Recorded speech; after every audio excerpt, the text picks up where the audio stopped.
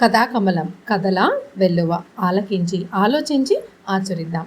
22nd June fresh Monday కదా. Monday okay, 22nd June is considered to be two important days, that is International Day of Rainforest Day and International Day of Being You. మరేంటో చూద్దాం.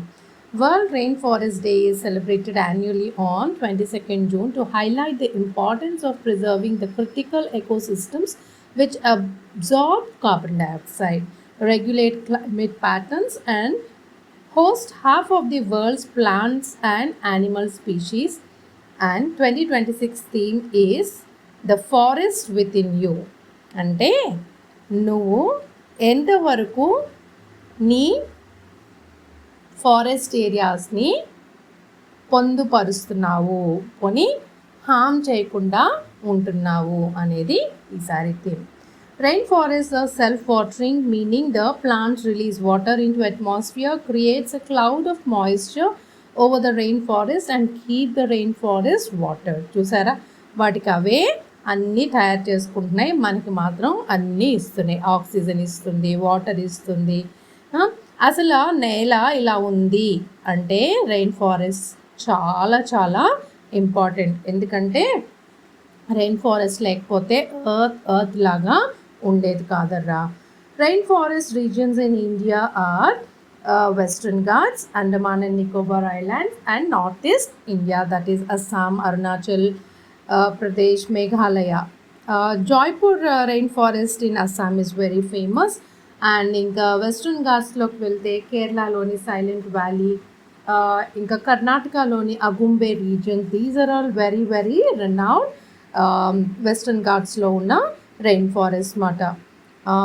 ఏది ఏమైనా కూడా కారణం ఏంటి, ఈరోజు మనం ఇలా ఒక డే ఇచ్చి దాని గురించి అవేర్నెస్ చెప్పాలి అని చెప్పడానికి కారణం మాత్రం ఫస్ట్ క్లైమేట్ చేంజ్.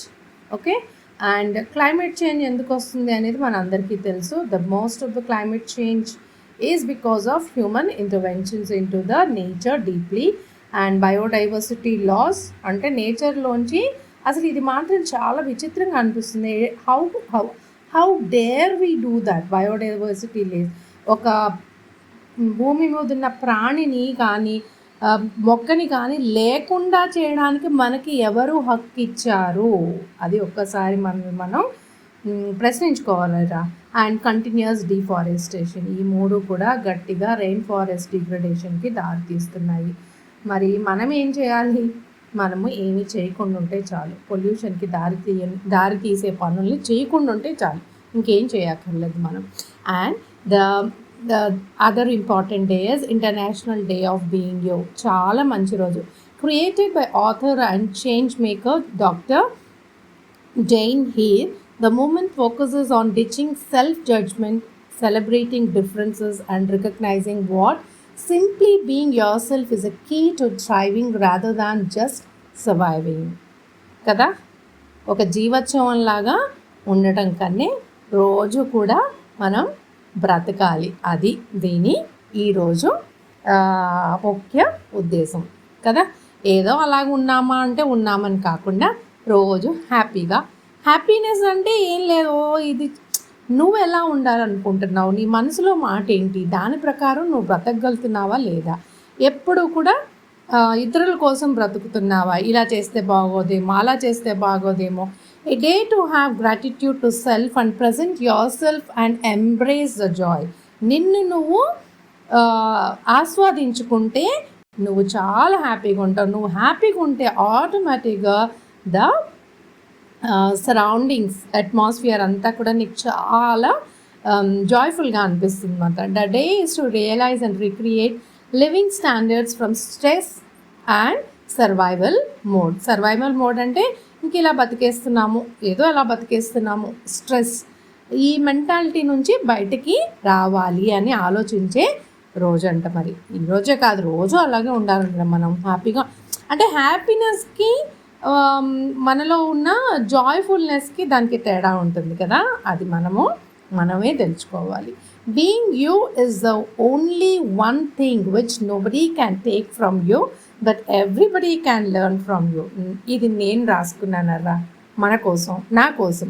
అంటే మనంలాగా ఉంటే అది ఎవరు మన దగ్గర నుంచి తీసుకోలేరు, కానీ చాలామంది మన దగ్గర నుంచి నేర్చుకోగలుగుతారు, కానీ అది మన దగ్గర నుంచి ఎవరు తీసుకోలేరు, right?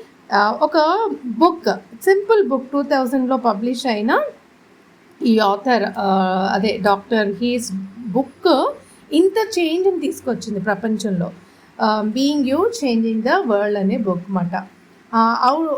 So his personal vision, ఆయన ఈ బుక్ తనకి తను ఫీల్ అయిన దృక్పథంతో రచించారంట ఈ పుస్తకాన్ని, which became life line for people in 176+ countries. ఒక లైఫ్ లైన్ లాగా అయిపోయిందండి ఈ బుక్. అంటే ఆ బుక్ చదివిన తర్వాత అంతమంది ఇన్స్పైర్ అయ్యి వాళ్ళంటే ఏంటి అని వాళ్ళు తెలుసుకోగలిగారంట. And the book is also translated into 17 languages. చూసారా ఎంతమంది మార్పు ఇచ్చారో. Kudos to doctor Hees. People visit, నాకు ఒక కొటేషన్ చెప్పాలని ఉంది, right? People visit the rich with gifts but they visit the poor with advice. దాని మీనింగ్ మీరే ఆలోచించి తెలుసుకోండి. మరి కథలోకి వెళ్ళిపోదామా? హంస కాకి కథ. ఉజ్జయిని నగరం సమీపంలో పెద్ద రావి చెట్టు ఉందంటారా. దాని మీద ఒక కాకి, ఒక హంస స్నేహంగా ఉంటున్నాయట. ఒకనొక రోజు వేటగాడు ఆ చెట్టు కింద నిద్రపోవడానికి వచ్చాడంట. అది వేసవకాలం కావటంతో ఎక్కడ గాలి రావట్లేదంట. అతని శరీరం అంతా చెమట పట్టేసిందంట. మంచి స్వభావం గల హంస తన రెక్కలతో గాలి విసరసాగిందంట. ఎంత మంచిదర్రా. ఇంతలో దుష్టబుద్ధి గల కాకి వచ్చి హంస చేస్తున్న పరోపకారం చూసి నవ్విందంట. వాడు వేటగాడు, మనల్ని బాణాలతో కొట్టి చంపుతాడు, వాడికా నువ్వు సేవ చేస్తున్నావు, ఎంత పిచ్చి దానివి నువ్వు అని ఎగతాళి చేసి అతనిపై రెట్ట వేసి ఎగిరిపోయిందంటారా. వేటగానికి వెంటనే మెలకువ వచ్చి తన ఒంటిపై రెట్ట చూసి పైకి చూచాడు. అక్కడ హంస ఉందంట. అమాయకంగా చూస్తూ అదే తనపై రెట్ట వేసింది, తనల్ని డిస్టర్బ్ చేసింది అనుకుని బాణంతో దాన్ని కొట్టి చంపేశాడటరా. అలా చంపడం కూడా పాపమే కదా, రెట్టే కదా వేసింది. కాబట్టి అల్పుల వల్ల మంచివారికి ఆపద వస్తుంది. అందుకని స్నేహం ఎవరితో చేయకూడదు అని మనం నిర్ణయించుకొని వాళ్ళతోనే స్నేహం కొనసాగించాలి. ఇదర్రా మరి హంస కాకి కదా. మరి మనము ఈరోజు అభినయ గేయాల్లోకి వెళ్తే, అభినయ గేయం చిలుక తుర్రుమన్నదట. చింత చెట్టు తర్రలోన చిలుక ఉన్నది, తాతబోడి బుర్ర మీద పిలక ఉన్నది, చిలక ముక్కు తాత ముక్కు ఒకటిగున్నది, చింత తొర్ర తాత బొర్ర ఒక తీరునున్నది, తాతకాళ్ళకున్న జోడు కిర్రుమన్నది, చింత తొర్రలోని చిలుక తుర్రుమన్నది. సర్వే జనా సుఖినో భవంతు, లోకా సంస్థాం సుఖినో భవంతు.